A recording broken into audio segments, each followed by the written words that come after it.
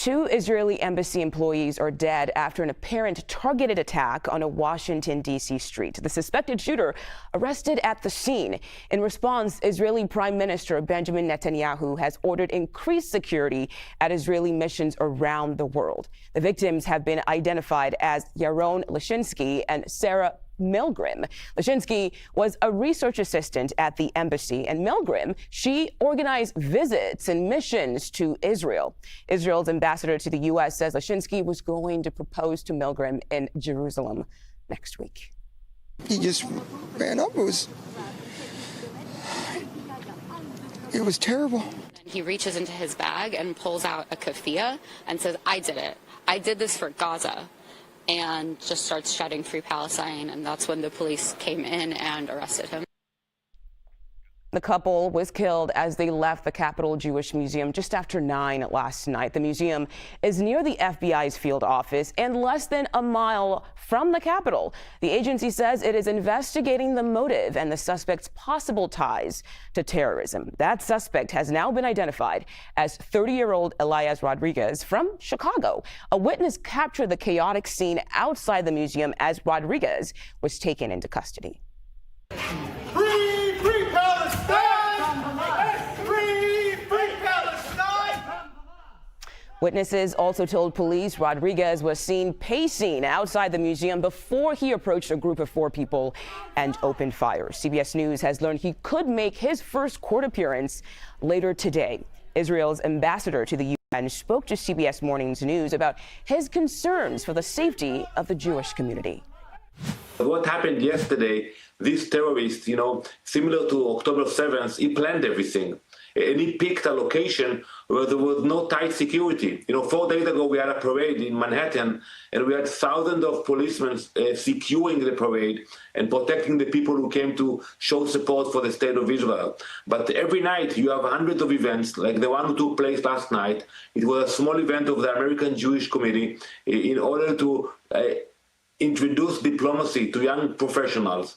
So it's going to be very hard to protect every event, every synagogue, every school. You have millions of Jews in the US, and they should feel safe, and they should feel that they have a place that they can go and pray without thinking twice whether it's safe or not. That's why I think we have to think not only about the security measures, but about how we actually go after those who spread the hate. Let's bring in Doug Kouns, a former FBI special agent. Doug, thank you for joining us today. Can you please walk us through the different agencies involved and what they'll be looking for at this time? Right. There's a lot of different agencies involved. I think right now, and probably continuing, the Washington Metro Police Department will be the lead investigative agency, along with assistance from the FBI, ATF, any of the other agencies that have something to offer in assistance in a case of this importance. The Metro Police is a little bit unusual in the fact that they're a local police agency, yet they have a federal authority because the crimes that happen in the district fall under federal jurisdiction. So this will be prosecuted federally. Whether that's for terrorism and or hate crimes or whatever it is, that's up for the prosecutors to decide, but it's kind of semantics because I think, clearly this is designed to terrorize and it's motivated by hate. So it'll be interesting to see how this plays out. So how exactly do investigators dig into a suspect's background in cases like this? Well, there's a lot to do. So you don't just investigate the crime, you're investigating the subject. And where has he been for the past days, weeks, months leading up to this? What has he been doing? So they're gathering publicly available information, social media scrubs, and what's been posted. If those aren't publicly available, then subpoenas or search warrants have to be issued to those communications providers. So who has he been calling? Who's he been talking to? Who's he been texting with? The instant messages, those aren't publicly available. You have to get the subpoenas and get those back from the provider, be it Facebook or X or whatever it is. Has to be collected, analyzed, disseminated to all the investigative agencies. At the same time, the boots on the ground stuff, going to his neighborhood. He's from Chicago, talking to friends, family, neighbors, people that knew him, employers, what was he talking about? Are there mental health issues? Were these individuals targeted specifically, or was he just looking for somebody in that area of the Israeli embassy and that museum? There's a lot of questions that are going to be answered over the next few days.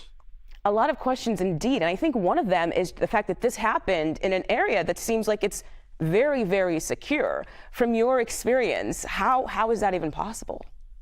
Well, it's very difficult to stop somebody like this when they're not concerned about getting caught or their own safety, which is apparently what happened here. The United States is full of soft targets. I lived in D.C. when I was a supervisor at FBI headquarters, and although there is a lot of security, there's a lot of cameras, and you can be pretty sure you'll catch somebody after they do something, but they're, just thinking about myself, because this sends chills up my spine. Walking from the metro every day into FBI headquarters, you're vulnerable between that there and the front door.